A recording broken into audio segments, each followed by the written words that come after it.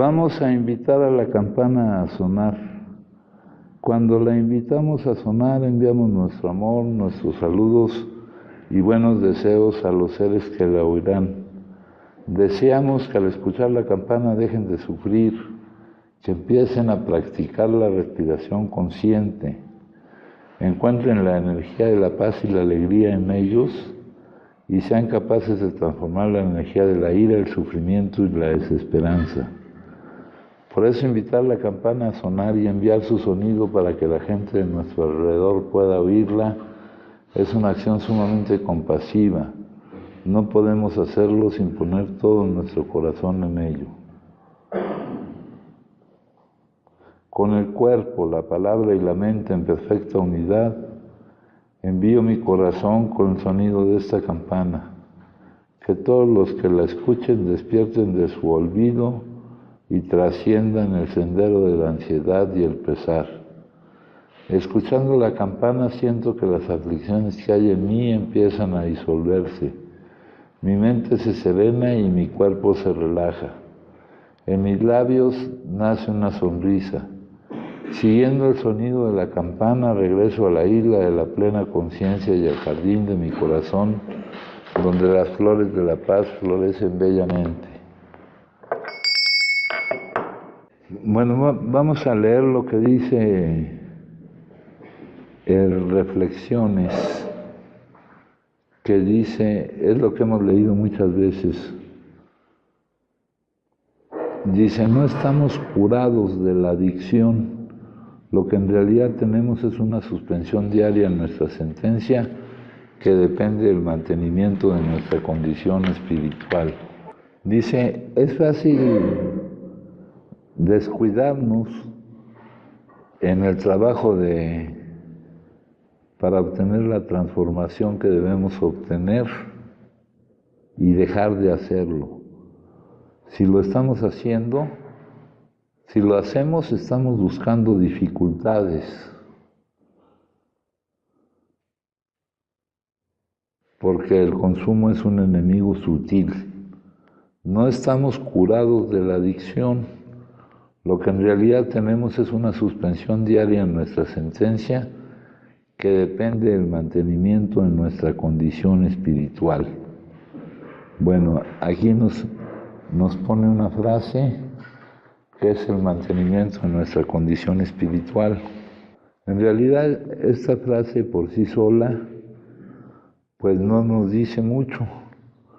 Después de la frase viene un punto y seguido y dice, cada día, vamos a cambiarlo un poco, en cada cosa que vivamos, tenemos que tener presente que lo que vivimos es la voluntad de Dios. Ya les he dicho que hablando acerca de Dios, yo también elimino la palabra voluntad, porque la palabra voluntad implica un cierto juego, un cierto margen que permite que lo que uno quiere, que lo que uno quiera sea o no sea. Hablando de nuestra voluntad, que lo que sea nuestra voluntad se dé o no se dé. En el caso de Dios, y en el caso del que determina lo que es, que mucha gente le llama Dios, pero a nosotros lo que nos importa es lo que hay detrás de esta palabra, el que determina lo que es. Aquí recordamos la frase aquella del libro, esta que dice que tú estás aquí para que su propósito, le ponen antes un calificativo, que tampoco importa mucho, su propósito se despliegue y esa es tu importancia. Ya en el capítulo 5 llegamos a la conclusión de que íbamos a dejar de pretender jugar ese papel, el papel del que determina lo que es o lo que no es. Vayan conjuntando las palabras, dejamos de jugar a ser Dios. Teníamos un nuevo patrón, metafóricamente. Patrón en el sentido de que nosotros estamos aquí para que su propósito se despliegue, y esa es nuestra importancia. Entonces dice, aquí yo quiero ligar mantenimiento en nuestra condición espiritual con tener siempre presente que lo que se despliega en mi vida, lo que se da, es su propósito, es lo que su designio, es lo que él determina que se dé, ¿verdad? Seguido de eso, compañeros, nos pone ante estar siempre pendientes de que todo lo que ocurre es su propósito, y que para eso es para lo que estamos aquí nosotros, para que su propósito sea lo que vivimos, y esa es nuestra importancia. Entonces surja como respuesta nuestra, como una pregunta no ante Él, sino ante nosotros mismos: ¿cómo puedo servirte mejor? Hágase tu voluntad, no la mía. Acepto que lo que ocurre es lo que tú designas que ocurre. Ahora, fíjense, mencionar esta frase, ¿cómo puedo servirte mejor? El servicio que a Él, la importancia que nosotros tenemos en la realización de su obra, es el que lo que Él se propone se despliegue, y esa es nuestra importancia. Y acá, en lugar de decir hágase tu voluntad, no la mía, se hace tu voluntad, no la mía, es el reconocimiento de algo que es, ¿verdad? Esto lo ligo con el mantenimiento de nuestra condición espiritual. El mantenimiento de una condición que nos permita no producir esas emociones que nos neguemos a vivir, ¿verdad? El desechar nuestro pensamiento como verificador de que si lo que está ocurriendo o no está ocurriendo hace deficiente o empaña el contenido del momento, perdiéndonos así la perfección de todo momento. El pensar, compañeros, ya vimos que tiene muchas limitaciones. En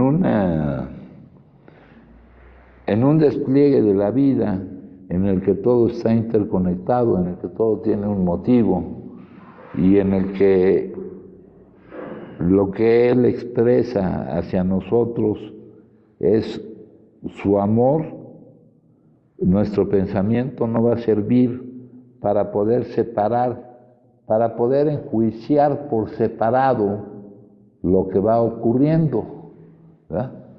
Hablamos de nuestro pensamiento.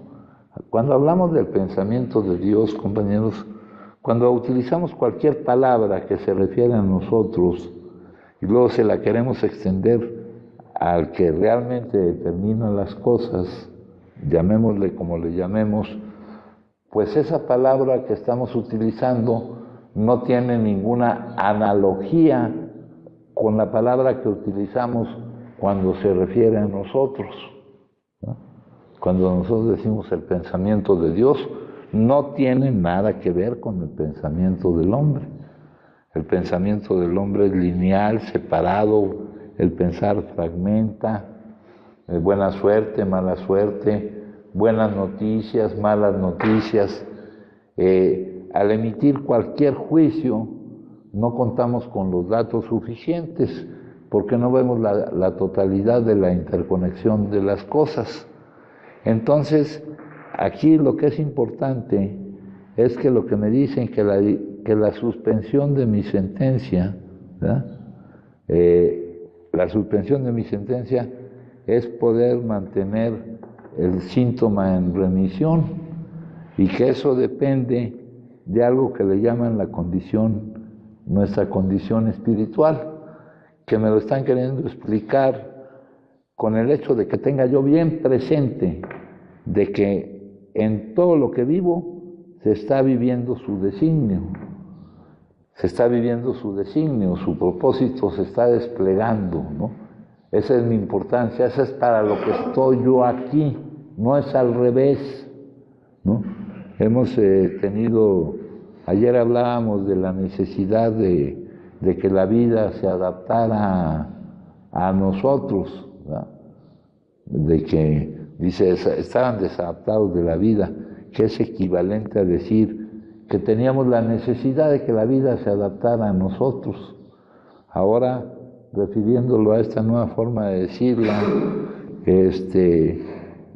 la necesidad de que la importancia de lo que ocurre, de lo que se da, es que mi propósito se realice, ¿verdad?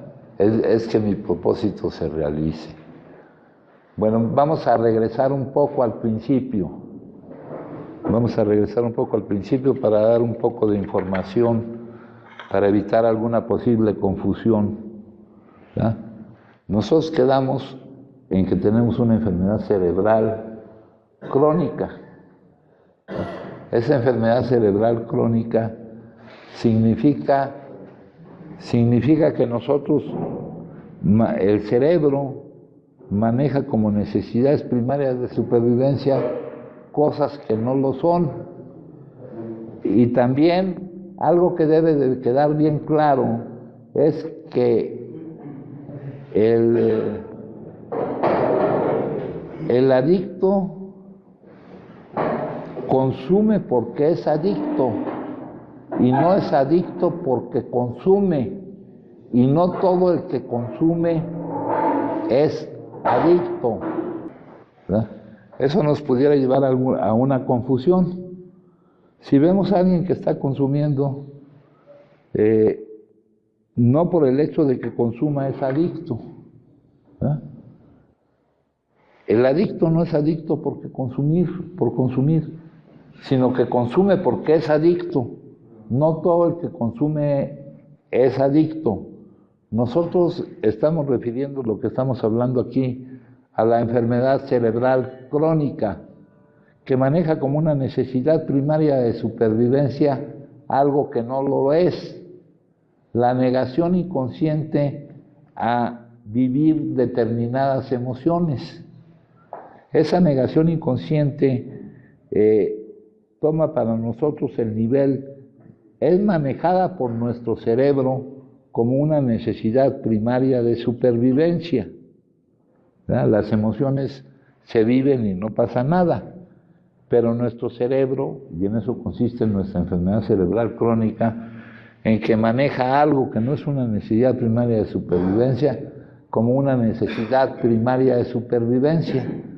Ante la negación inconsciente, una negación de la que yo no me estoy dando cuenta de vivir una determinada emoción, cuando adquiere ese nivel de necesidad primaria de supervivencia, es manejada por el cerebro, por la parte emocional del cerebro, la amígdala.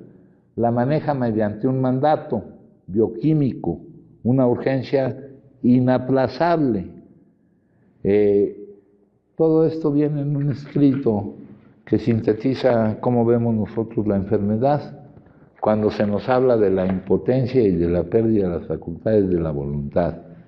La impotencia, dice, somos impotentes ante el consumo. Estoy hablando de los adictos, compañeros? Y acuérdense que el adicto es el que consume por ser adicto, ¿no?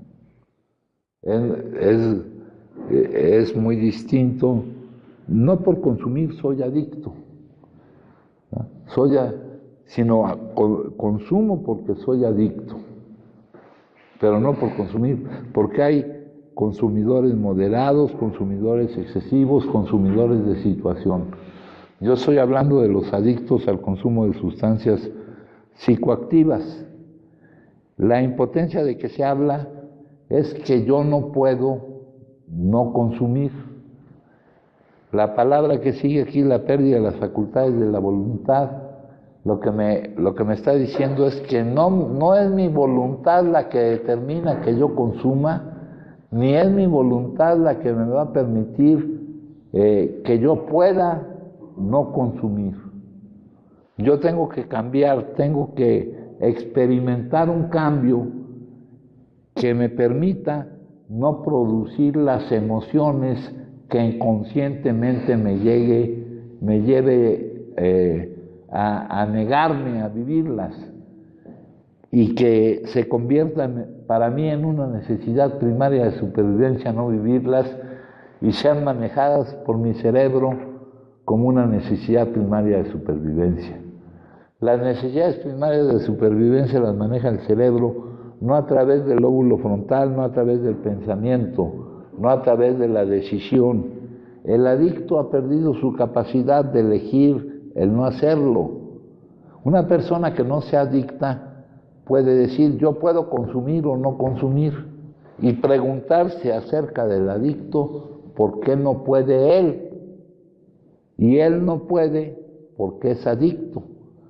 La manifestación de la enfermedad es la impotencia, el no poder no consumir. Lo que distingue al adicto de cualquier otro tipo de consumidor, considerando que el consumo del adicto no tiene nada en comparación con el consumo del que no es adicto, ¿verdad? Y aquí yo quiero recalcar mucho la importancia de esto. Si yo veo a una persona que consume, y si en base a eso estoy diciendo que soy adicto, que es adicto, no tengo la seguridad de ir por un buen camino. Aquí esta enfermedad es de autodiagnóstico y el que tendrá que decidir si es adicto será cada uno de nosotros, ¿verdad? Pero el hecho de que consuman y por eso la gente piense, su medio cercano, piense que tenga que someterse a un tratamiento para la adicción al consumo de las sustancias psicoactivas, no es razón suficiente. Lo que distingue el consumo del adicto del que no lo es la causa por la que consume y la forma en que consume, ¿no? La causa por la que consume surge de una negación de la que no se da cuenta, ¿eh?, a vivir determinado tipo de emociones. Las emociones no son producto de lo que se vive, sino de lo que se piensa, de cómo se cataloga lo que se vive, del acuerdo o desacuerdo que haya entre lo que se vive y lo que yo quisiera que se viviera. Entonces, debemos dejar bien claro eso. El adicto ha perdido su capacidad de elegir el no hacerlo. El más vehemente deseo de dejar de consumir resulta totalmente infructuoso para un adicto. El consumidor moderado tiene poca dificultad. Para él no significa algo tan importante el consumo. No cree que ahí ha encontrado el poder que le faltaba para vivir, para soportar la vida. Puede consumir o no consumir. El consumidor excesivo tal vez consuma excesivamente, tal vez dañe su salud, pero él todavía puede acudir a su voluntad para no consumir.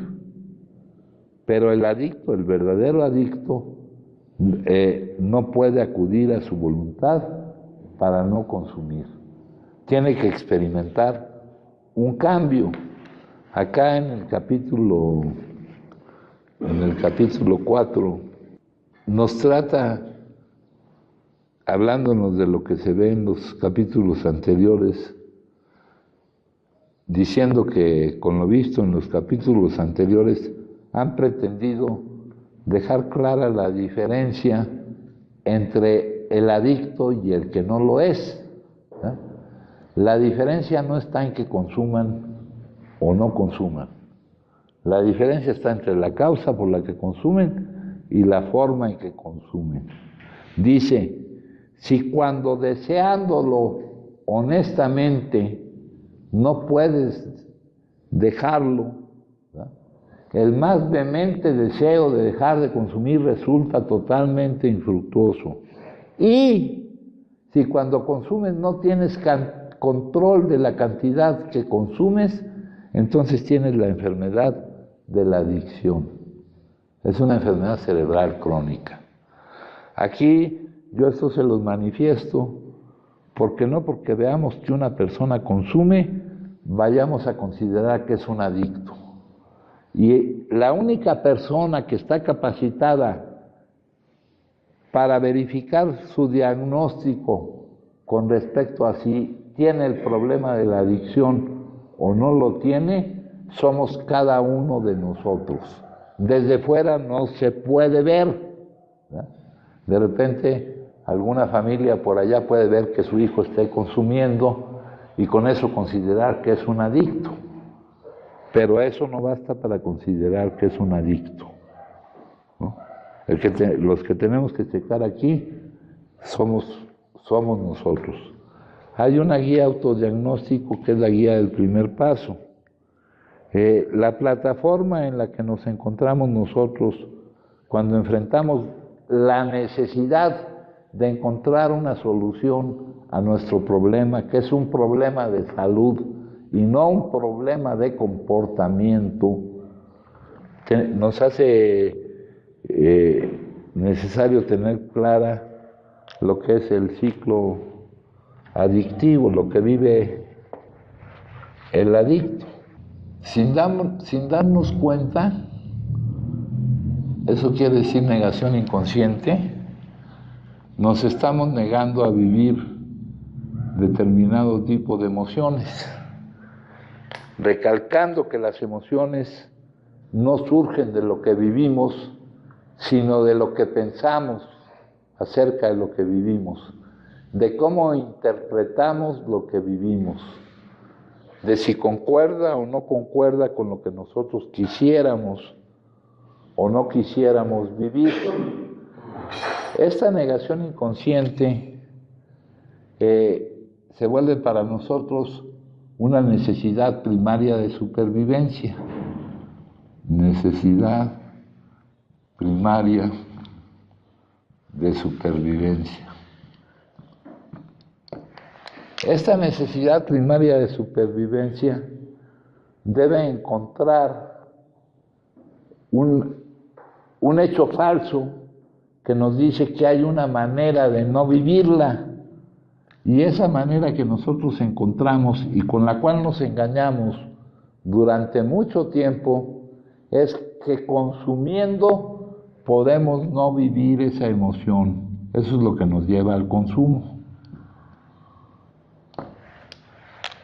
Entonces, el problema, la enfermedad cerebral crónica, es que nuestro cerebro maneja como una necesidad primaria de supervivencia la imposibilidad de vivir determinadas emociones. Eso no es normal. Una necesidad primaria de supervivencia es, por ejemplo, la alimentación. Cuando no te alimentas, el cerebro, la parte emocional, la amígdala, no la parte racional, porque ante las necesidades primarias de supervivencia hay que reaccionar rápidamente. Lo que maneja las necesidades primarias de supervivencia es la parte del cerebro emocional, el cerebro primitivo. No es lo más desarrollado del cerebro humano, lo cual es el lóbulo frontal. Entonces, para manejar esta necesidad primaria de supervivencia, el cerebro emite el manejo de las necesidades primarias de supervivencia. En inglés se le llama craving brain y en español nosotros le vamos a llamar urgencia inaplazable o mandato que no se puede desobedecer. Esa urgencia inaplazable, ese mandato que no se puede desobedecer, te dice: consigue lo que necesitas para satisfacer tu necesidad primaria de supervivencia y satisface esa necesidad primaria de supervivencia. En nuestro caso, defendiendo la mentira de que mediante el consumo no vivimos esa necesidad, podemos cubrir la necesidad primaria de supervivencia en no vivir la emoción, el cerebro emite el mandato bioquímico: consigue lo que vas a consumir y consúmelo. Estamos hablando de las sustancias psicoactivas. Cuando hablábamos del alimento, te dice: consigue alimento y aliméntate. Una vez satisfecha la necesidad primaria de supervivencia, el cerebro también emite una señal de que estás ya satisfecha y de que ya puedes interrumpir el hecho de estarte alimentando. En nuestro caso, por otra razón, también ese funcionamiento no se da. Entonces, una urgencia inaplazable que determina el inicio del consumo. Poco a poco creemos que hemos encontrado la panacea, la forma, el poder que nos faltaba para vivir, lo que nos permite sostener la mentira de que podemos ya soportar la vida, porque nuestro problema es que consideramos que la vida es algo que hay que soportar y pretendemos que consumiendo es más soportable, lo cual no deja de ser una ilusión, una mentira. Vamos cayendo en eso.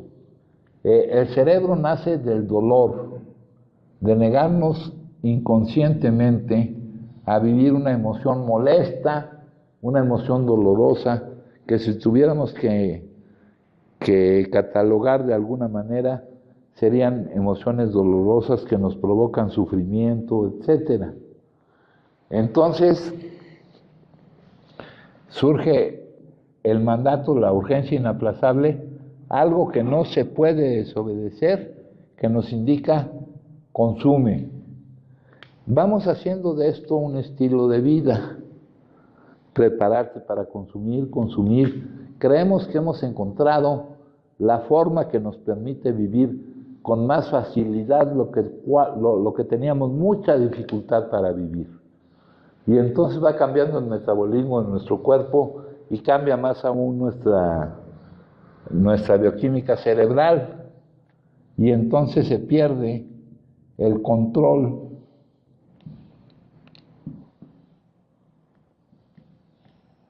de la cantidad que se consume. Una vez iniciado el consumo, se consume, no se puede interrumpir el consumo, y esto nos lleva a consumir hasta la intoxicación, que es el estado patológico del organismo creado por el consumo de ese tipo de sustancias.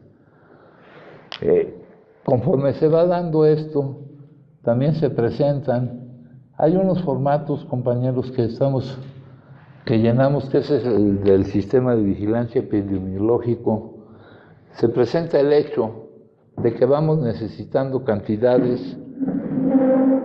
consumir cantidades mayores de la sustancia para obtener los mismos efectos que obteníamos con cantidades menores. Esto implica al principio un aumento de lo que se le llama tolerancia. Y eventualmente, con el correr del tiempo, esa tolerancia disminuye, y con poca sustancia ya estás bastante mal. También presenta otra serie de problemas. Presenta que cuando tienes que interrumpir el consumo, se experimentan un conjunto de malestares biopsicosociales que se les llama síndromes de supresión o abstinencia, de los cuales hay dos. Lo que se experimenta inmediatamente que se deja de consumir, los síntomas de este síndrome de supresión temprano o agudo dependen de las sustancias consumidas, la severidad de sus síntomas. Hay síntomas que presentan supresión aguda de alta severidad, por ejemplo el alcohol. Una supresión de alcohol te puede matar. Hay síntomas, hay sustancias que presentan síntomas de severidad moderada, por ejemplo la cocaína. Hay otros que no presentan síntomas de supresión aguda, como por ejemplo los alucinógenos. Esta es la supresión aguda. Esta supresión realmente no es difícil de pasar, ¿verdad? No es difícil de pasar. Se supone, hay determinados requisitos y hay lugares que pueden admitir a la gente cuando llega intoxicada y hay otros lugares que no la pueden admitir.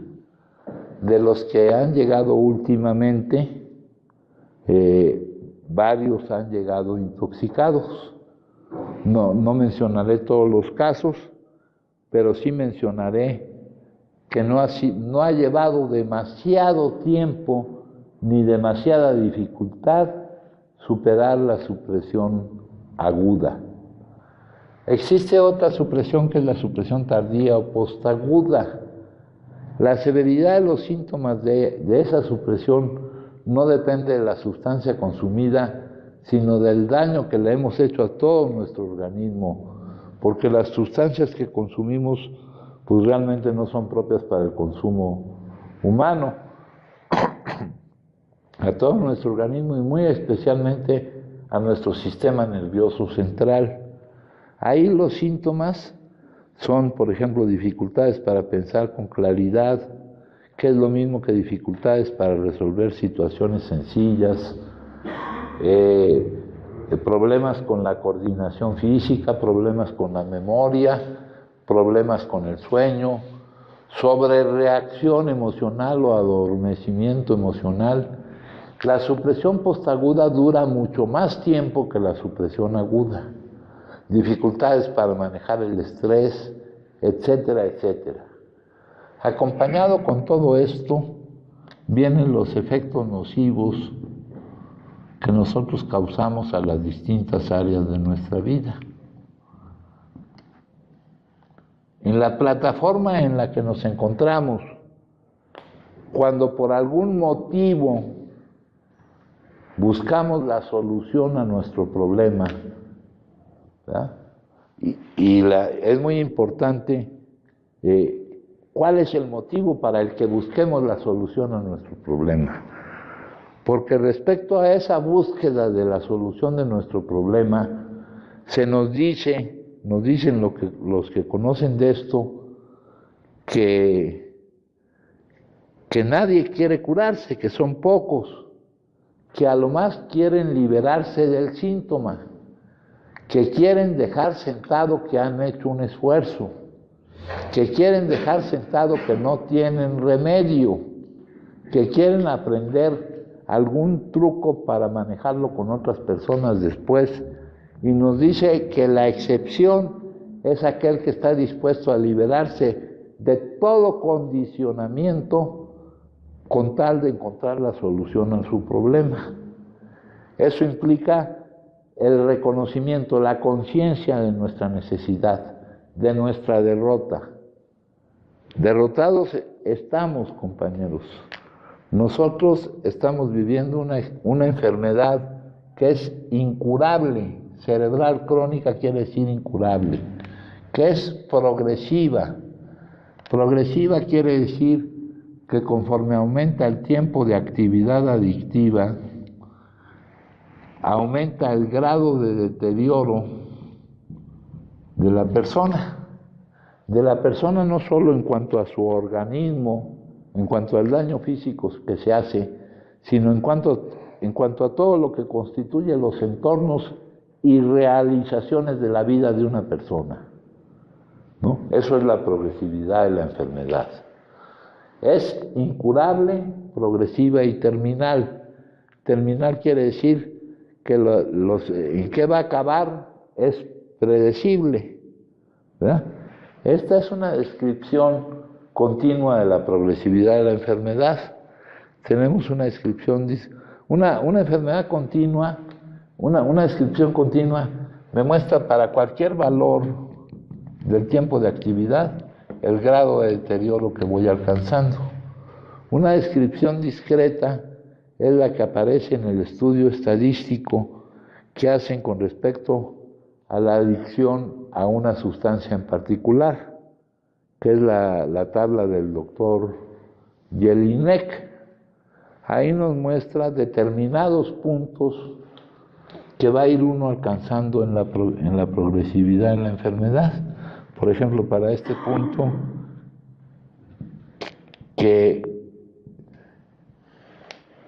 grados de deterioros? Nos dice ahí mismo que no necesariamente son todos en el mismo orden. Nos dice que es terminal porque el final es progresivo, es predecible.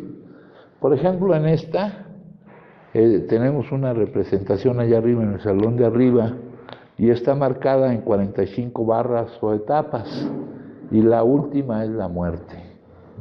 Acá nuestro libro dice que esa progresividad puede llegar hasta, menciona ahí, hasta la locura o la muerte, ¿no? Entonces, ese es el problema. Ahora fíjense, si la vida, los contenidos de la vida, a través de nuestra interpretación, ¿qué es lo que produce las emociones? No podíamos vivirla, nos negábamos a vivir esas emociones y teníamos forzosamente que cumplir con el mandato bioquímico de consumir, aumentándole esto que lo hace más difícil. En nuestro libro dice, cuando han adquirido el hábito y han perdido la confianza en ellos mismos y en las cosas humanas, sus problemas se complican y se vuelven imposibles de resolver. Entonces, esto nos hace caer otra vez en la necesidad de iniciar el consumo. Ese es el ciclo adictivo. Dice la plataforma en la cual nos encontramos ubicados que no podemos no consumir y que por eso no nos podemos hacer responsables de las distintas áreas de nuestra vida. En la guía autodiagnóstico te indica cómo es que puedes cuidar las distintas áreas de tu vida y cómo es que puedes no dañar esas áreas de tu vida. Ahí en esa guía autodiagnóstico las divide en áreas de vida interna y áreas de vida externa. Áreas de vida interna, por ejemplo, el área física. El área física es obvio que consumiendo lo que consumimos y consumiéndolo como consumimos, estamos dañando nuestra salud. Y no es solo esa forma en la que dañamos nuestra salud. Dice, castigábamos a nuestros cuerpos, no comíamos lo suficiente, comíamos lo que no debíamos, no disfrutábamos de suficiente sueño ni del tipo adecuado de descanso. Nos estábamos arruinando físicamente. Ahí te preguntan en qué formas dañas tu área física. Dice, asistes al médico, descansas, comes. Llega a tal grado esta urgente necesidad inaplazable por consumir que ante la alternativa de comer o consumir, tú prefieres consumir, compañero, ¿no? Y si te cae, cuando se dispara, y aquí es muy importante notar la palabra dispara, porque eso es lo que más se asemeja a lo que pasa con ese mandato bioquímico. Cuando se dispara la necesidad de iniciar el consumo, el adicto hace literalmente cualquier cosa para iniciarlo, ¿verdad? Y también nos mencionan eso con respecto a la compulsión física, alergia orgánica o pérdida del control. Cuando surge la imposibilidad de interrumpir el consumo, el adicto hace literalmente cualquier cosa por seguir consumiendo. Cosas hasta con las que vayas tú en contra, ¿verdad? porque son situaciones que no puedes dejar de atender, todo esto de una manera inconsciente. Entonces aquí es muy importante, el adicto no puede no consumir. Aquel que diga yo puedo consumir o puedo no consumir, no es adicto, compañeros, ¿no? Lo que diferencia el consumo de un adicto de aquel que no lo es, y no es el consumo lo que determina que seamos adictos. Nosotros consumimos porque somos adictos, no somos adictos porque consumimos. Hay consumidores moderados que no son adictos y a pesar de eso consumen. Hay consumidores excesivos que no son adictos y a pesar de eso consumen. Entonces es muy importante estar claro en esto. Ahora la responsabilidad, dice, nadie quiere curarse, contemporizamos, disimulamos. Ahora vamos a tratar de ver cómo podemos asumir. Con esto queda claro que esto es un problema de salud y no de comportamiento, ¿no? Esa estigmatización que se hace, no de la ignorancia, porque decimos no soy tan ignorante como para no saber que la adicción es una enfermedad, pero sí soy tan ignorante como para que eso no modifique mi forma de reaccionar ante aquel que consume. ¿Ah? Dice, si una persona tiene otro tipo de enfermedad, tiene cáncer, todos sienten pena por ella, pero no así con el adicto. Y la razón que da ahí es una razón, es algo que es cierto, pero no es la razón por la cual no muestran tanta aversión al que tiene esta enfermedad como la aversión que podrían mostrar al que tiene cualquier otro tipo de enfermedad. Porque no se alcanza a entender que no es su voluntad la que determina. El que por su gusto muere, que lo entierren parado. Pero no saben que no es por su gusto que está muriendo. Está muriendo porque no puede evitarlo. Acá hay ciertas ventajas en nuestro proceso de tratamiento que nos permiten que sea un poco más fácil que el síntoma esté en remisión, es decir, que no esté presente el consumo.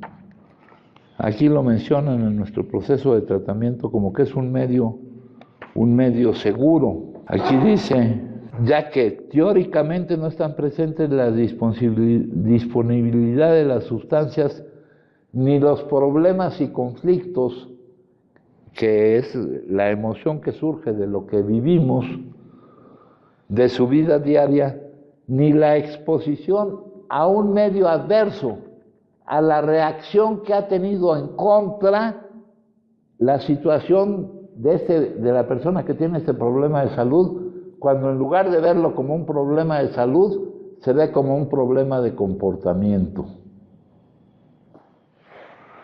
Dice aquí, esto es teóricamente, dice, no están presentes lo que allá no podía enfrentar y lo hacía consumir, pero no están presentes físicamente, pero muchas veces nosotros nos encargamos de traerlo hasta acá, ¿no? Acá los objetivos que vamos alcanzando decimos no hay nada que hacer. A ver, el trabajo de estar tranquilo, el trabajo de vencerse a uno mismo, el trabajo de aprovechar la práctica de ir contra tus deseos naturales para que vayas haciendo la formación de nuevos hábitos y que cuando ocurra algo que no concuerda con lo que desees, reacciones a la vida de una forma diferente. Aquí hay muchísimo trabajo que hacer. No se trata de cortar leña, No se trata de correr, precisamente se trata de dejar de correr. Dicen, ya estoy cansado de sufrir. ¿Ah? Aquí nada es por declaración verbal. Aquí lo que se declara se sostiene con la actitud. ¿Ah? Y lamentablemente esto lleva mucho tiempo, compañeros. Lo que yo les estoy diciendo es que un adicto no elige consumir. Va a pasar mucho tiempo para que lo crean. Dice, los que estamos equipados adecuadamente con los hechos, vemos un gran número de adictos potenciales. Le llama adictos potenciales a los que están en la curva de la progresividad de la enfermedad, pero todavía en algunos puntos no tan altos. Fíjense que esta curva no es ni siquiera lineal, es geométrica, es progresiva, y no hay fondo, no hay para abajo, no hay algo donde termine el fondeo, ¿verdad? Dice, nos refiere a alguien compartiéndonos su experiencia, que cada vez más va siendo como la curva del esquiador. O sea, que no hay hacia abajo algo que te detenga y detenga tu caída en todos aspectos. Entonces, dice aquí, ni está la exposición a un medio adverso provocado por su adicción. Ahora bien, la responsabilidad, compañeros, que tenemos ante nuestro estado de salud, dice, el residente, porque esta es una modalidad residencial, no es una modalidad ambulatoria, porque hay diferentes tipos de modalidades de lo que se llama tratamiento de este problema de salud. El residente se confronta él mismo continuamente con la realidad de que está en un programa terapéutico. Terapéutico es relativo a encontrar una solución de mantenimiento frente a un problema de salud, a donde ha venido pidiendo ayuda para cambiar de vida. Cambiar de vida no es cambiar lo que se vive, sino cambiar cómo se vive. Ya vivirlo sin reaccionar a ello consumiendo. Y no en algún lugar que le permita olvidar la realidad de la que vino. No se le permite ni la más mínima fantasía que lo exima de sus responsabilidades actuales para consigo mismo y para los que lo rodean. ¿Cuál es mi responsabilidad actual para conmigo y para con el entorno que me rodea? Para aquellos que han desarrollado una relación de compromiso conmigo. ¿Ah? Ahora, si no puedo atender la responsabilidad conmigo mismo, menos la puedo atender con los demás. Yo veo más grave, ¿verdad? Dice acerca del egoísmo, del egocentrismo, dice que el adicto es como el desenrajador de cajas fuertes que cree que la sociedad lo ha maltratado, ¿verdad? Pues sí, no aguanta nada la sociedad, ¿no? Ese cuate lo único que hacía era, ¿no? Cuando te intoxicas, te alteras, cambias, ¿no? Yo cuando me intoxicaba a mí me daba por querer matar a mi hermano, y mi hermano pues, ni aguantaba nada, mano, se molestaba por eso, ¿verdad? Y el que lo hiciera yo no tenía tanto peso, el que yo hiciera cualquier cosa, pero que alguien me hiciera alguna cosa, eso sí era muy diferente, porque yo a mí me daba permisos de conductas que en otros hubiera yo considerado muy inapropiadas. Ese es el egocentrismo, el egoísmo.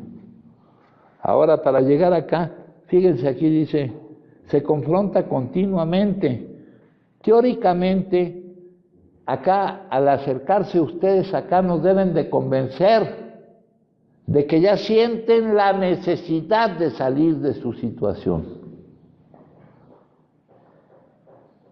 La idiosincrasia y la forma en que se mete esto, en que se maneja todo esto y en que se ha venido desvirtuando, los tenemos que convencer nosotros de que necesitan ayuda. Y esa no es la convicción que necesitamos. La convicción es la convicción propia. Derrotados ya estamos, pero no es lo mismo estar derrotado que sabernos derrotados. ¿Ah? Hemos dicho que esta es una enfermedad incurable, progresiva y terminal. Ahora, fíjense, dice aquí, cualquier adicción empieza con dolor y termina con dolor. La necesidad inconsciente de escapar de ese dolor, vendiéndome la idea de que me está proporcionando placer o servicio. Algún terapeuta dice, enfermedad que proporciona placer a corto plazo y dolor a largo plazo. En todo esto hay un engaño, pero para ver ese engaño, compañeros, se va a requerir que pase una buena cantidad de tiempo. Cuando les digo que el adicto ha perdido su capacidad de elegir el no consumir, no lo llegamos a creer. Si yo me dirigí hacia allá, yo vi si ya llevaba el dinero para comprar la sustancia o si tenía que robarlo por ahí. ¿Cómo no? Si estoy eligiendo consumir. ¿Ah? Lo que se dice aquí, pues parece bastante inverosímil. Lo único que te va a convencer de lo que estamos diciendo aquí es el irlo viviendo y el ir acumulando el sufrimiento necesario para generar una energía que te permita ante la alternativa en la que estamos. ¿Cuál es la alternativa en que estamos? Seguir siendo como somos, seguir interpretando como interpretamos, ¿y eso a qué nos va a llevar? A que se nos siga presentando todo este problema, o a experimentar un cambio revolucionario, ¿verdad? Lo manifiestan de varias maneras, y le ponen algunos nombres. No nos perdamos en el nombre. Cambios que nos permitan ya no producir esas emociones que nos neguemos a vivir, ¿verdad? Cambios que nos permitan vivir en la verdadera realidad de la vida, no en la realidad aparente, alcanzar un grado de desarrollo que es el más alto grado de desarrollo que puede alcanzar el ser humano y que no es el que se alcanza por los medios de comunicación, por lo que te dice tu familia, por lo que te enseñan en la escuela. Ese es el desarrollo convencional. ¿No? Tienes que ir más allá, el desarrollo postconvencional o transpersonal, que es el más alto grado de desarrollo que puedes alcanzar. Y ese es el que está contenido en la sabiduría o filosofía perenne. Podernos deshacer de esa sensación de sufrimiento que nos neguemos a vivir, ¿verdad? En el plano físico, mental, ya lo dice uno de los maestros de esa sabiduría, no se puede. Solo cuando tenemos acceso al plano superior de la realidad. ¿No está Miguel por ahí? Miguel me preguntaba ayer que cuáles eran los 4 puntos, porque no alcanzó a ver los 4 puntos que constituyen el corazón de la sabiduría perenne o filosofía perenne. Aquí nos dicen, el primero, existen 2 reinos de la realidad, uno aparente y sustentado por el verdadero. El aparente y sustentado es el convencional, el que se vive allá afuera. Hay una un experimento que hizo un psicólogo que se llama Abraham Maslow, que estudió a los tipos más sanos y hizo un diagrama que se llama la pirámide de Maslow. En las bases está satisfacer las necesidades primarias, pero hasta arriba, como el mayor grado de desarrollo, está el desarrollo transpersonal que va por el camino de este tipo de crecimiento que llamamos. Entonces, la primera observación, que no creencia, sería ese, que existen dos reinos, uno es aparente y está sustentado por el otro. La segunda observación es que el ser humano participa de ambos reinos. Tenemos cuerpos, pero también tenemos en el corazón de nuestro ser, en lo más profundo de la mente, un centro de conciencia trascendente. El tercer punto es que los seres humanos pueden llegar a reconocer su propia chispa divina y el territorio sagrado de donde proviene. Y el cuarto punto consiste en que dar existencia a nuestra naturaleza espiritual, tomar conciencia de esa naturaleza, de que somos no seres humanos dotados de un espíritu, sino seres espirituales viviendo una experiencia humana, es el sumum bonum, la meta superior y mayor bien de la existencia humana. Junto a esta, toda meta resulta demasiado insípida. Todas las demás delicias solo satisfacen en parte. Ninguna otra experiencia puede ser igual de extática, ningún otro logro será tan gratificante, ninguna meta igual de benéfica para uno mismo o para los demás. ¿Podemos dar existencia? ¿Cuál fue la palabra siguiente? Disculpe. El cuarto punto, no trates de grabártelo todo ni de anotar todo esto, lo vamos a repetir muchísimas veces, ¿eh? Dice: dar existencia a nuestra naturaleza espiritual, tomar conciencia de cuál es nuestra verdadera naturaleza. A ver, por acá decimos. Así, aunque empieza buscando algo completamente nuevo, llega en realidad a una nueva comprensión de algo antiguo. El viaje espiritual no consiste en llegar a un nuevo destino en el que una persona obtiene lo que no tenía o se convierte en lo que no era. Consiste en la disipación de esta ignorancia de uno mismo y la vida, y el gradual crecimiento de esa comprensión que empieza con el despertar espiritual. El descubrimiento de Dios significa llegar a nuestro verdadero yo. Esto lo dice alguien que maneja la sabiduría perenne. Bueno, entonces nosotros estamos aquí en este punto planteados ante una alternativa. Seguir como estamos. ¿Qué va a implicar seguir como estamos? Este problema de salud es un problema un poco sui generis. No sé si me decían, si es un problema de salud, ¿por qué no se cura tomando una pastilla? Yo creo que la explicación surge de todo lo que les he hablado, ¿no?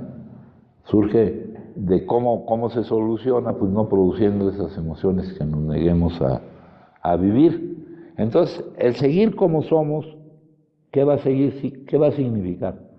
Que nos vamos a seguir negando sin darnos cuenta a vivir determinadas emociones, que se va a desencadenar el mandato bioquímico, la urgencia inaplazable por consumir. Ya está la causa y también la forma, la pérdida del control de la cantidad que consumimos, de consumir hasta la intoxicación y el seguir montados en esa curva de la progresividad de la enfermedad hasta el final, ¿no? O, dice aquí, experimentar un cambio que nos permita ya no producir esas emociones. Esas son las alternativas. Dice, no son fáciles de encarar, ¿no? Dice aquí, construir una base espiritual. Con esta frase me están queriendo explicar el cambio que yo debo de obtener para ya no producir esas emociones. A ver, ¿qué serán, qué elementos podremos decir acerca de esa base? ¿Qué bloques de construcción deben de llevar esa base? Por ejemplo, debe de llevar el elemento de construcción de centrar más la atención en lo que tenemos que en lo que no tenemos. Si centramos la atención en lo que tenemos, surge la gratitud. Si centramos más la atención en lo que no tenemos que en lo que no tenemos, surge la frustración. Ahorita hay algo que para aquel que sea adicto, ya no puedo hablar en general, sí puedo hablar en general, pero de otro tipo de adicción, de la adicción de la cual todos estamos enfermos, sin temor a equivocarme, hablando estadísticamente, buscando la felicidad fuera de uno mismo. Pero hablando de la adicción al consumo de sustancias psicoactivas, vamos a ver qué tipo de bloques, en dónde estamos centrando más nuestra atención, en lo que tenemos o en lo que no tenemos. Hay algo importante que ahorita tenemos y no teníamos para algunos de nosotros, respecto a nuestra experiencia de los últimos tiempos, de antes de llegar aquí. ¿Qué tenemos aquí? La posibilidad de no consumir, la remisión del síntoma. Eso es algo más valioso que hace posible que haya otras posibilidades por ahí. Si no estuviera eso ahí, no habría otras posibilidades, ¿verdad? Aunque fuera yo piloto de helicópteros o ladrón de coches o Rambo. ¿Qué ha pasado con esas oportunidades? ¿Cómo se cayeron? ¿Cómo no fueron posibles? Aunque consiga yo trabajos magníficos. ¿Qué ha pasado con eso? ¿Por qué se cayó? ¿Por qué no se conservó? Me decían en una entrevista que hacíamos, ¿hace cuánto empezaron tus problemas por el consumo? Y decían, ¿según quién? ¿Ah? Según los demás tengo un montón de problemas por el consumo. Según yo no. Hasta gané un torneo de boliche. Vamos distinguiendo bien para centrar nuestros esfuerzos que valgan la pena. ¿Ah? Dice aquí, si ponemos, ¿qué es más valioso? Estar sin consumir, pues no es tan valioso. Hasta nuestras escalas de valores deben de cambiar. ¿Cuánto valdrá estar sin consumir, compañeros? Yo creo que es más valioso tener un montón de dinero, una cuenta en el banco. Fíjense que hay unos lugares, hay una serie de clínicas y cosas esas. Está, por ejemplo, Oceánica, mijo. En Oceánica, el no poder, el exceso ese de medios económicos y todo, dificulta más la recuperación del adicto, ¿verdad? No es lo mismo estar derrotado que saberse derrotado. Y cuando más consecuencias, cuando ya son más aplastantes las consecuencias de nuestro problema, compañeros, es más difícil de que la mente la siga negando. La mente tiene un mecanismo interno de negación que cuando una situación es dura de ver, prefiere no verla, ¿verdad? Y en esos lugares, pues te tardas más en darte cuenta de lo que está sucediendo. Buenas tardes, podría ser eso dice usted, tardo más, tardé más en ver el sentirme ya derrotado por la compasión que hay allá, puede decirse así, de que le vuelvo a repetir, yo llegué aquí y allá me recetaron pastillas para la ansiedad y todo eso. Y me daban todavía la oportunidad de seguir consumiendo, ya no lo que consumía, sino te aventaba 5, consume 2. Ese era un obstáculo para sentirme derrotado. Sí, pero no me refiero a ese tipo. Tú llegaste a un lugar ambulatorio y que tiene cierto manejo que considera situaciones socioeconómicas. Te hicieron, no, yo me refiero a los que están allá y que todavía tienen muchas posibilidades económicas, ¿no? Cuando el rescatador necesita salvar a alguien y no tiene conciencia de su situación y da manotazos por todas partes, el rescatador, entre más contundente sea el daño que estamos viviendo, ¿eh? Hasta en lo económico, mijo, vamos pudiendo tomar un poquito más de conciencia de él, ¿no? Es lo que me pasó. No, a ti lo que hacían ahí, en términos ambulatorios, de repente manejan lo que se llama reducción del daño. Reducción del daño. Pretender que te dañaras un poco menos de lo que te estabas dañando. Acá no. Acá ya vimos que para los que no pueden consumir con moderación, la única salida es la abstinencia completa. Este ciclo adictivo, compañeros, solo se puede romper eliminando el inicio del consumo, con la abstinencia permanente, la remisión del síntoma. De repente, conforme vamos empezando, estamos en remisión temprana, conforme vamos avanzando, si estamos trabajando en lo que debemos trabajar, vamos sosteniendo la remisión del síntoma hasta lograr que sea cada vez más permanente y que no dependa, y lograr cubrir toda. Un adicto no consume por una de dos cosas: porque no se le presenta la circunstancia que a través de la emoción que le produce lo hace consumir, o porque ya cuando se le presenta está preparado para reaccionar de otra manera. Aquí no es el no consumo lo que buscamos directamente. Esto nos lo dice en el número 8 de aquí. Nos dice, es el no consumo todo lo que habremos de esperar. No, es solo el comienzo. Cuando dejamos de consumir, es aprovechando ciertas ventajas, la contención, el estar en un medio más o menos seguro, etcétera, pero todavía no hemos avanzado gran cosa en la eliminación de la causa del consumo, ¿verdad? Tenemos que seguir avanzando y lo que tenemos que lograr es mucho más. El no consumo tiene que ser un subproducto del hecho de poder vivir, de poder encarar la vida satisfactoriamente, de poder dar la cara. Acá dice aquí, nuestro cambio tiene que continuar. Conforme adelanta, encontramos que pedazo a pedazo podemos desechar la antigua vida, la que no dio resultado. Para eso ya nos teníamos que dar cuenta de que no dio resultado, por una nueva vida que sí sirve bajo cualquier condición que se suscite. No obstante, el éxito o el fracaso mundano. Si con éxito mundano nosotros no podíamos vivir la vida, ahora con fracaso mundano tenemos que cubrir cualquier posibilidad, porque la vida viene barajeada y nos presenta todo tipo de cosas.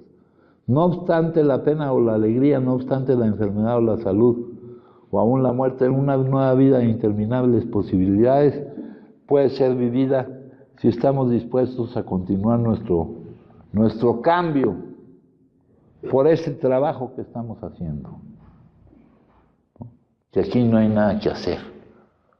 No, pues no hay leña que cortar, compañeros. Hay trabajo que hacer con uno mismo. Hay que lograr la tranquilidad, ¿no? Acá, en lo que estábamos leyendo ahorita, compañeros, dice, no estábamos curados, lo que en realidad teníamos era una suspensión diaria en nuestra sentencia que depende del mantenimiento de nuestra condición espiritual. Con esa frase no me están diciendo nada. Más adelante me lo quieren explicar, pretenden explicármelo. Cada día, cada momento es un momento en el que tengo que tener presente que lo que estoy viviendo es lo que Él tiene como propósito que yo viva. Y yo le doy más fuerza, tengo más confianza en el que determina lo que vivo que en lo que pienso yo acerca de lo que vivo o en si concuerda o no concuerda con mi voluntad. Esa es la forma de no producir esas emociones que me niegue yo a vivir. Y entonces, con base en eso, puedo yo decirte, se hace tu voluntad, no la mía. ¿Quién puede decir eso sin molestia? ¿Quién puede decir eso sin molestia? Nos cuesta trabajo, ¿no? ¿Levantaste la mano, Mesa? Sí, soy Benjamín Suárez. Fíjate que ahorita de la Junta, no es contradecirte ni mucho menos, pero tú hablabas hace rato que cada quien debe de determinar que es adicto, ¿no? Yo, a través del tiempo y todo, al principio me costaba mucho trabajo reconocer que tenía un problema. Yo al principio, hace muchos años, me costaba mucho trabajo. Había en mí una negación, al principio, de reconocer que tenía un problema. Hace muchos años, ¿no? Obviamente hoy no. Y por ejemplo, en la actualidad, yo reconozco que tengo un problema. Y mi familia también lo reconoce. Mi familia, yo entiendo que está muy enferma, muchas veces trato de rescatarme y hasta la fecha, pero también mi familia reconoce que tengo un problema. ¿Cuántas veces no? ¿El problema en quién, mijo? En mí. ¿Pero reconocen el problema en ellos? Pues no, también sé que está enferma. ¿Y cuántas veces no tú le decías que me venía a tirar aquí como un costal de papas, no? Pero mi familia... No, pero no por el hecho, no por tu relación contigo. No. Ellos están enfermos. Claro, están enfermos. Y ese es el problema de ellos, hoy lo entiendo, y yo también trato de alejarme ya de esa situación. El problema de tu enfermedad es problema tuyo, mijo. Mío. El problema de la enfermedad de ellos es de ellos. Yo lo sé, pero también ellos saben que yo estoy enfermo. ¿Cuántas veces no los he afectado? Porque, digo, un adicto afecta de una manera impresionante a todo su entorno, no nada más a la familia, a todos, ¿no? A mis patrones, a mis trabajos, cuando yo trabajaba y todo eso. Porque la enfermedad llega un momento que es tal que afecta a todo lo que les rodea, ¿no? Y ante eso, pues llega un momento que la enfermedad es tan fuerte, pues que no se puede ocultar. No se puede ocultar. O sea, llega un momento que es que muchas veces yo, llego a un tal grado de inconsciencia que hasta me autoengaño, que como que no pasa nada, ¿no? Y yo doy gracias a Dios porque, tú decías, el jefe me llega a inmovilizar tanto que esta vez, al perder todo, todos los apegos que yo he tenido, de todo lo que me he querido agarrar y agarrar, que hoy doy gracias a Dios, que mi situación es diferente. Sí. Y la verdad, yo sí valoro lo que tú dices que existe en este momento, ¿no? Sí. Yo me agarro de hoy porque hoy mi situación es diferente y quiero que sea diferente. O sea, esta vez en cuestión de así se perdió a lo que yo me quería agarrar y que me gustaba hace unos meses, me costaba tanto trabajo estar aquí y mi situación hoy es diferente, ¿no? No, sí, y yo empiezo a valorar y además empiezo a sentirme completamente diferente y siempre es como necesitaba. La cosa es cómo nos sentimos. Sentimos, con lo que vamos obteniendo, tenemos que sentirnos bien. porque si no opera la ley de la gravedad del dolor y volvemos a caer en lo mismo. A ver, aquí más o menos para que la gente sepa, permíteme, Nemesio. ¿Cuántos años llevas tratando de eso, mijo? Esteban, 17 son poquitos, ¿verdad? ¿Quién más está por aquí? Luis, más de 20. Carlos, 13 años. Bueno, entonces el rescatador, ahora, cuando tú dices, valoro más lo que tengo, de ahí debe surgir la gratitud y me lo estás diciendo. Ahora, aquí todo lo que sea una expresión de lo que estamos viviendo, se va a manifestar con la actitud. Ese es un problema muy, muy grande que tú has tenido, ¿verdad? Que valoras más lo que no está que lo que está, porque ya ha habido varias épocas en tu vida en que se ha dado que no está la situación esa y lo que te saca del hecho de que no esté la situación del consumo es la frustración que sientes por lo que no está, que es lo que pertenece a lo material. Entonces esta declaración que haces, pues vamos a tomarla ahorita como un buen inicio, pero tendrá que ser sostenida con tu actitud, ¿no? Aquel, pues todavía le falta, mejor, ¿no? Aquel necesita muchas Coca-Colas y muchas galletas. Tú por motivos de enfermedad, aquel, no sé por qué motivos, galletas y quién sabe qué tanto pide. Le dieron una cantidad para toda su vida y ya se la acabó, mijo. Bueno, dice, al mirar retrospectivamente, nos damos cuenta de que nuestra libertad para escoger indebidamente no era después de todo una verdadera libertad. Aquí está reforzando lo que les digo yo, de que para el adicto al consumo no es una elección. Y de repente nos cuesta trabajo creerlo. ¿Cómo no va a ser una elección si yo decidí, yo fui, yo? ¿No? Solo con el tiempo se va dando uno cuenta. ¿Padrino? Sí, mijo. Buenas tardes, soy el alcohólico. Esa parte yo me costaba trabajo, como dice, va a tardar tiempo en entender esa parte, ¿no? De cómo no elegimos, cuando ya somos adictos, no elegimos esa situación, ¿no? Yo me puse en esta semana, igual viendo las citas por internet, me puse a reflexionar sobre esa situación y llegué a un recuerdo de las ocasiones en las que consumía y cómo lo hacía. Y cómo llegó un punto donde a veces yo planeaba un consumo, no va a ser mi cumpleaños, ya sabía que venían cumpleaños y hasta empezaba a juntar algún dinero para hacer alguna fiesta o algo.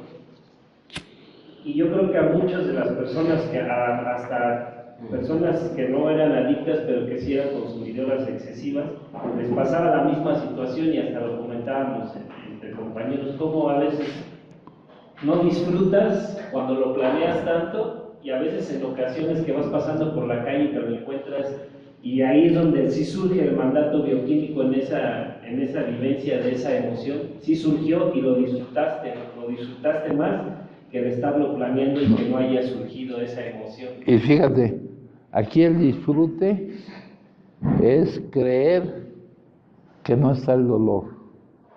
Porque si somos adictos, al negarnos inconscientemente a vivir esa emoción, lo que estamos haciendo es huir del dolor, pretender no vivirlo. ¿Y cómo ahí también se comprueba? Lo que dicen de que es una enfermedad que proporciona placer a corto plazo y dolor a largo plazo, que es una enfermedad que proporciona servicio. Hay gente que hasta menciona una palabra que se llama Roch. Eso no va con la teoría que manejamos aquí. Claro que en esto todos son puntos de vista y cada quien tiene derecho a tener su punto de vista. Esto se ha ido armando. Esto dice toda adicción empieza con dolor. ¿Qué es lo que te hace negarte a vivirlo y empezar a consumir, mijo? ¿No? El disfrute, la fiesta. El cambio que tiene que haber, ¿cuál es la solución para nosotros, compañeros? Aquí ya nos lo dijeron en el capítulo 4, la alternativa ante la que estamos. La alternativa ante la que estamos es vivir sobre una base espiritual, es un cambio que nos permita no producir las emociones que inconscientemente nos negamos a vivir. Esa solución, compañeros, ese cambio que es el que nos podrá sacar de nuestra situación de impotencia, nos lo mencionan varias veces en el libro. Aquí, en el capítulo 2,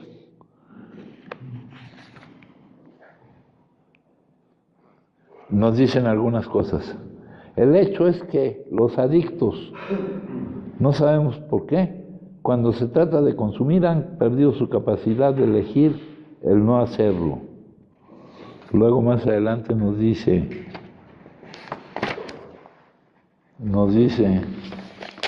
acerca de la solución, vamos a ver.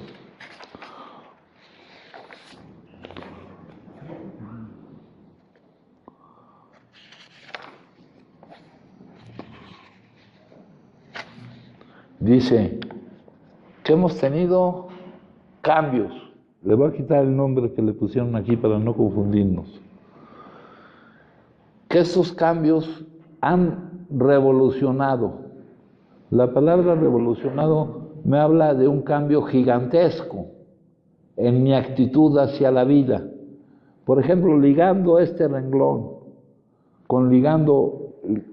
ligándolo con otro renglón que aparece aquí, que nos dice que nosotros estábamos desadaptados de la vida, en plena fuga de la realidad, que teníamos una franca deficiencia mental y que nuestros organismos también estaban enfermos. Voy a tomar la parte esa de que estábamos desadaptados de la vida. Han revolucionado toda nuestra actitud hacia la vida. ¿A qué es equivalente el estar desadaptado de la vida? A tener la necesidad de que la vida se adapte a ti. ¿Y qué es lo que realmente sucede? Esto también lo dice acá en el número 1 de este libro. Dice, creíamos que las circunstancias nos impulsaban a consumir. Tratamos de corregirlas, no pudimos. ¿Ah? Nuestra manera de consumir se hizo más incontrolable.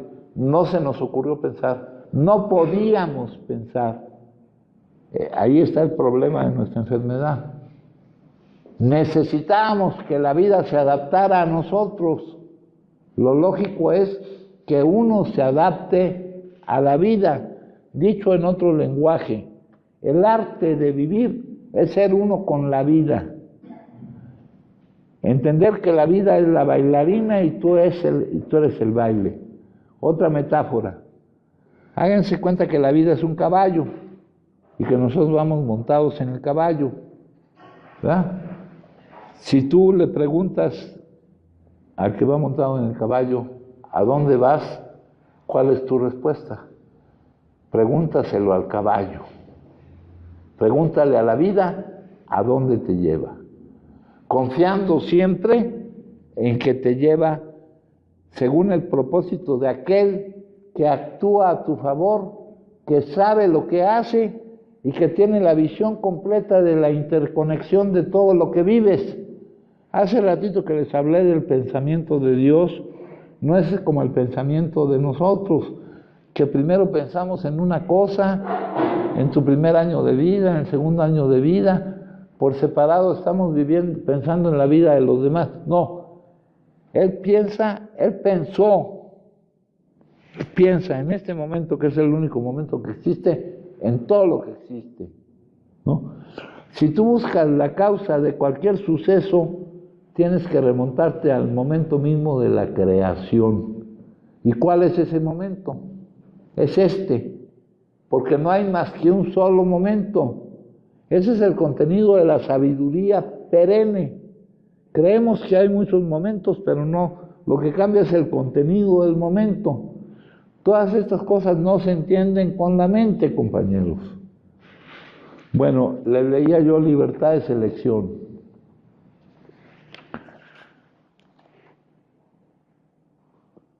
Nuestra libertad para escoger indebidamente no era después de todo una verdadera libertad.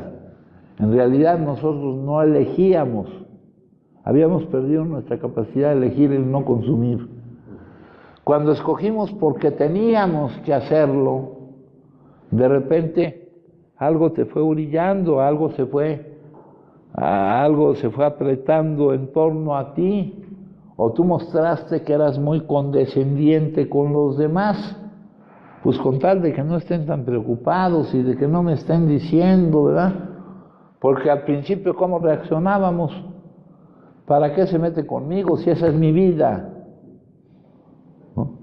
Pero ya después dices, no, pues por darles gusto, para que no estén preocupados, vengo por acá. Acá teóricamente todos los que están aquí, este tipo de lugar, solo admite personas que estén por su propia voluntad. Pero ya se han hecho varias juntas en donde se pregunta por qué están aquí, ¿verdad? Muchos no están realmente por su propia voluntad. Luego dice, cuando escogíamos porque teníamos que hacerlo, de repente, no nos quedó otro rinconcito donde meternos. Tampoco era una selección libre, nos vimos obligados. Esto concuerda con uno de los requisitos que nos ponen aquí para no tener dificultad con lo que se maneja. Dice, buena voluntad. En cualquier forma estamos utilizando nuestra voluntad para estar aquí. Ahora estamos de buena gana o de mala gana. Se requiere estar de buena gana, con deseos de estar aquí, no molestos por estar aquí. Dice, pero esto nos inició en la dirección acertada. Cuando escogimos por qué era conveniente, empezamos a mejorar. Estábamos logrando ya algo de libertad, porque nos convenía. Cuando nos dimos cuenta de que era lo que nos convenía estar acá, dándole tratamiento a nuestro problema de salud. Dice, y preparándonos para obtener más de ella. Pero cuando de tiempo en tiempo pudimos con gusto elegir adecuadamente, sin rebeldía, resistencia o conflicto, entonces empezamos a vislumbrar lo que podría ser la libertad perfecta bajo la voluntad de Dios. Elegimos sin molestarnos por ello, sin rebeldía, resistencia o conflicto, vivir la voluntad de Dios. ¿Y por qué estamos aquí? No hay más que una forma, no hay más que una cosa que explique por qué estamos aquí. Porque Él está determinando que estemos aquí, ¿no?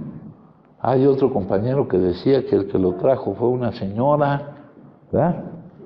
Una señora madriza que nos habíamos puesto, ¿no?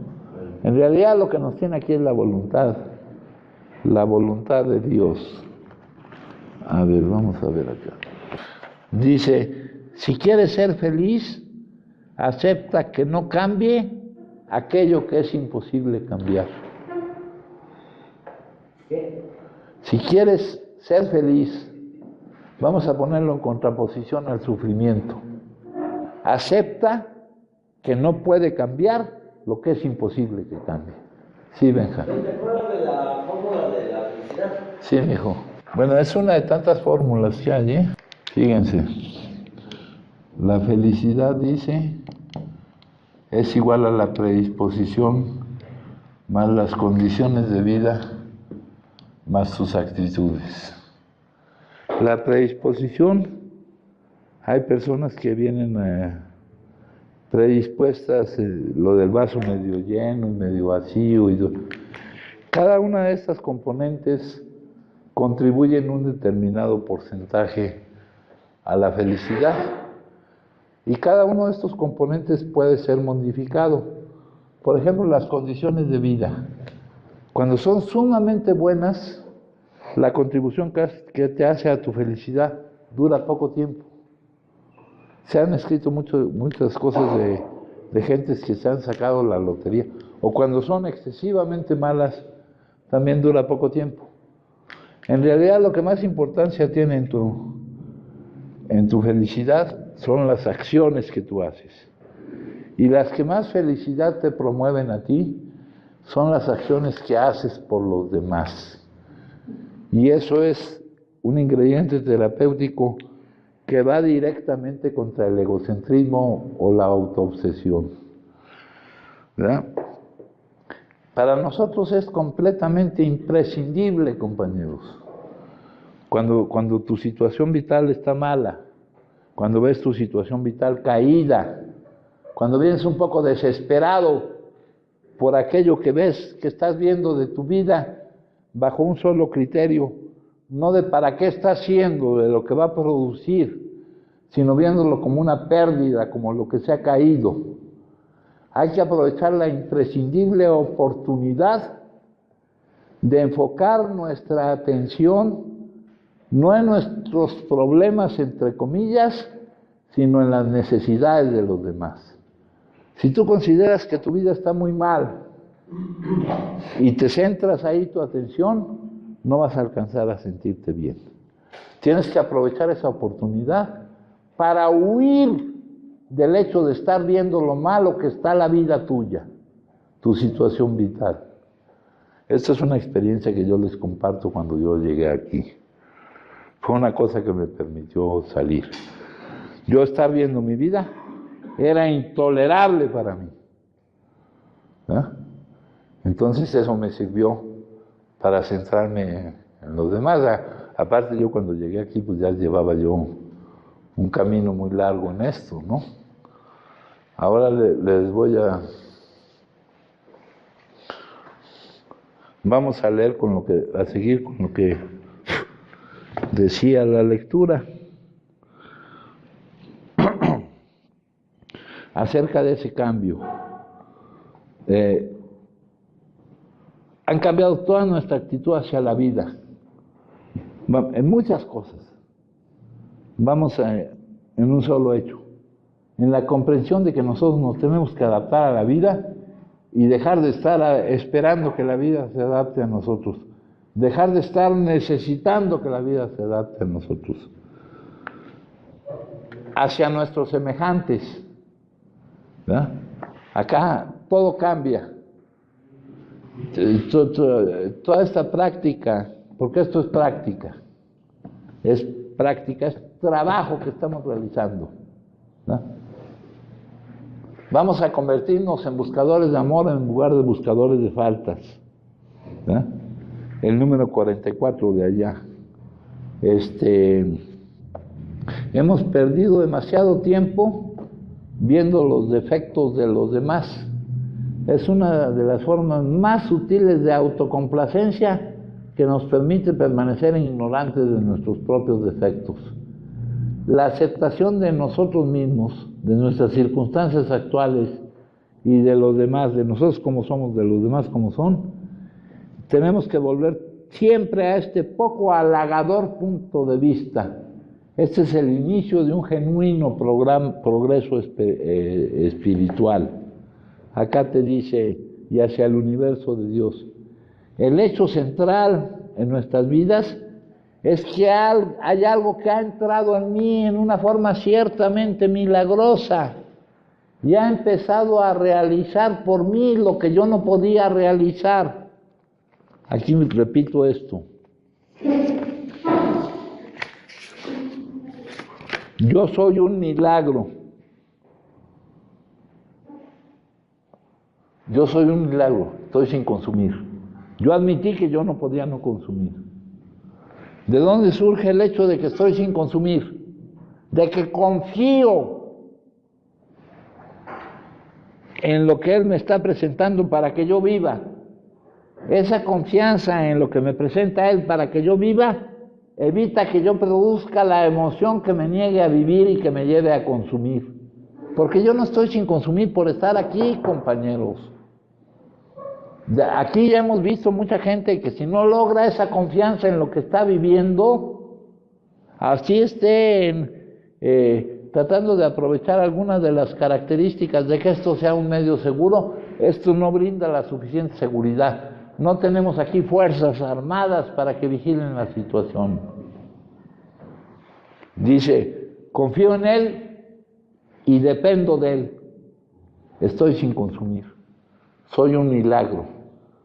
En todo el programa, en todo lo que le llaman programa, que no son indicadores más que de los resultados que debemos obtener, ¿verdad?, está implícito el hecho de que lo que vamos a lograr, lo vamos a lograr por Él y no por nosotros, porque nosotros admitimos que nosotros no podemos.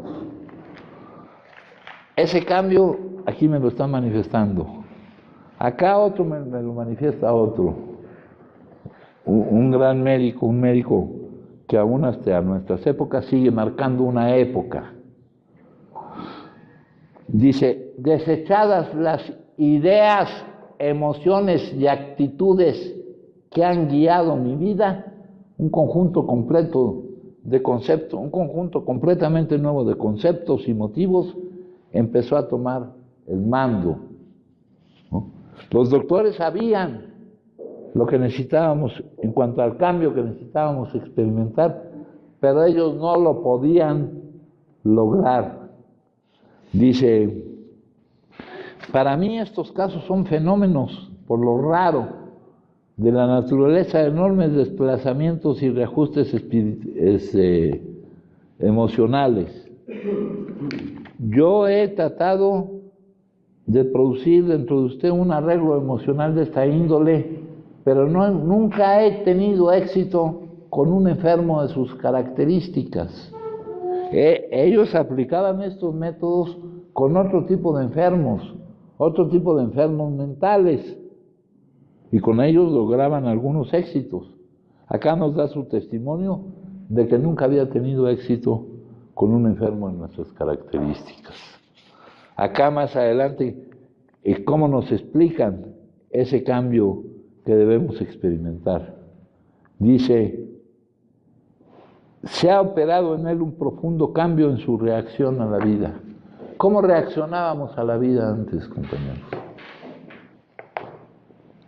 Ante la vida, ante el contacto con lo que vivíamos, ¿cuál era nuestra reacción? El consumo, ya no viendo todas estas causas ni estas explicaciones, viendo lo obvio, el consumo. ¿Ah? Acá el capítulo, vamos a leer primero un tantito del capítulo 2, del paso 2.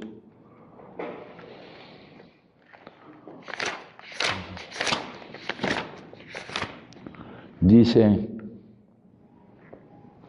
son muy pocos los adictos activos, o sea, los que están consumiendo, que tienen siquiera una idea de lo irracionales que son, o si se dan cuenta de ello, pueden enfrentarse al hecho.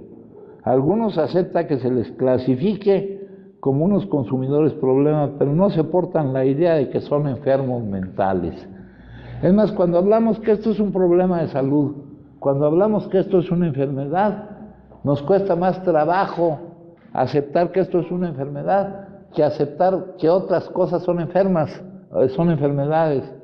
Hace rato le pregunté a un compañero que cómo había estado su semana en cuanto a la asistencia a las reuniones, y me manifestó que nomás había faltado toda la semana, pero que eso había coincidido con los días que estaba enfermo. Ahora, esa enfermedad por la cual él no asumió su responsabilidad no tiene el peso, no es del tamaño de esta otra enfermedad, compañeros. Dice, se debe confrontar constantemente que está en un lugar donde ha venido pidiendo ayuda, ¿eh? Y no debe permitirse ni la más mínima fantasía que lo saque de su responsabilidad actual para consigo mismo y para con los demás. ¿Cuál es mi responsabilidad para conmigo mismo y para con los demás? Atender mi problema de salud. Es lo que me podría permitir después atender otro tipo de responsabilidades. Acá dice, los apoya, aceptan, pero no soportan la idea que les digan que son enfermos mentales. Los apoya en su creencia un mundo que no sabe la diferencia entre un consumidor que consume sin ser adicto y un adicto. Un consumidor que consume y uno que es adicto, que consume porque es adicto. Cordura es lo contrario de locura. ¿Y cuál es la locura para mí? Con la otra definición de adicción, el consumo continuo y compulsivo a pesar de las consecuencias adversas. A lo largo de nuestra vida, para los que ya llevamos años aquí, ¿cómo nos ha ido consumiendo? ¿verdad? Consecuencias adversas. Hemos podido aprovechar la experiencia de cómo nos va consumiendo para modificar nuestro comportamiento. Tenemos la pérdida de la capacidad humana con respecto a este hecho de aprovechar tu experiencia para modificar tu comportamiento. A esto se le llama locura. Con respecto a esto es con lo que necesitamos que se nos regrese la cordura de no consumir de nuevo la primera. Consumiendo la primera, la historia ya la conocen, se va a volver a repetir. Dice, los apoya en su creencia un mundo que no sabe la diferencia entre el consumidor que no es adicto y el que es adicto. Por eso les cuesta trabajo aceptar que se les clasifique como personas con un trastorno de personalidad. Y hemos estado viendo esta semana, ¿verdad? Algo a lo que llegamos como conclusión, y la conclusión fue que el adicto no tiene ninguna defensa mental efectiva contra la primera dosis. No está en su mente la defensa, está en su cambio. Y que su defensa tiene que provenir de la confianza que haga que no se produzcan esas emociones. Que lo que él piense, lo que vive, y ya lo hemos hablado de eso, saber si son buenas noticias o malas noticias, cuando los hechos son neutros y es lo más cambiante. Saber si es buena suerte o mala suerte lo que vivimos. Dejar de tener la confianza en nuestro pensamiento para anticiparnos a lo que es o para prejuiciosamente, sin tener el conocimiento necesario, estar decidiendo que lo que estamos viviendo no deberíamos vivirlo o que estamos viviendo o que no estamos viviendo lo que deberíamos vivir, utilizando la palabra imperativo deber vivir o no deber vivir, cuando nosotros no somos lo que determinamos lo que vivimos.